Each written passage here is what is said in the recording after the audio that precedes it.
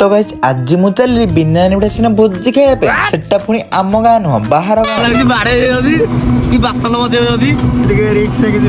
ଜୟ ଜଗନ୍ନାଥ ସାଙ୍ଗ ମାନେ ମୁଁ ଚିରଞ୍ଜୀବ ଆପଣଙ୍କୁ ସାଥ କରୁଛି ଏକ ନ୍ୟୁ ମନେଜର ବ୍ଲଗ ରେ। ସିଦ୍ଧର ଆମର ଗୋଟେ ଖବର ପାଇଛି ଏଇ ଜାଗାରେ ଭୋଜି ହଉଛି ବୋଲି, ସେଥିଲାଗି ଓମଙ୍କ ମତେ ବି ସାଙ୍ଗରେ ମିଳି ଦେଇଛି। ରିସେପସନ ଭୋଜି ହଉଛି ସେଟା ପୁଣି ଆମ ଗାଁଠୁ 5 କିଲୋମିଟର ଦୂର। ଏବେ ଆସିକି ଆମେ ପହଞ୍ଚି ଗଲୁ, କିନ୍ତୁ ଯେତେ ଭିତରକୁ ଯାଉଛୁ ସେତେ ଛାତିର ସ୍ପନ୍ଦନ ହିଁ ବଢି ଯାଉଛି। ଡର ଲାଗୁଥିଲା କି ସେଠୁ ତଡା ଯେମିତି ନ ଖାଇବୁ। ତଡା ଖାଇବା ତ ପଛ କଥା, କିନ୍ତୁ ପହଞ୍ଚୁ ଏତେ ସାରା ଭାଇ ମାନଙ୍କୁ ଚିହ୍ନିଛି ମୁଁ ଭାବି ହିଁ ନଥିଲି। ସେଠି ସମସ୍ତଙ୍କ ସହିତ ଟିକେ ମିଶିକି ମତେ ସାହସ ବି ମିଳିଗଲା। ଡରରେ ଯାଇକି ଆଗ ଟିକେ ଆମେ କ୍ଷୀରି ଖାଇ ଦେଇଥିଲୁ। ଚୁଆ ଭାଇ କି ଏଥିପାଇଁ କହିଥିଲୁ ତାଙ୍କୁ ଏଠି ଇନଭାଇଟ୍ ହେଇଛି। ତାପରେ ସାହସରେ ଖଲି ଧରି ଚାଲିଲୁ ଭୋଜି ଖାଇବା ପାଇଁ।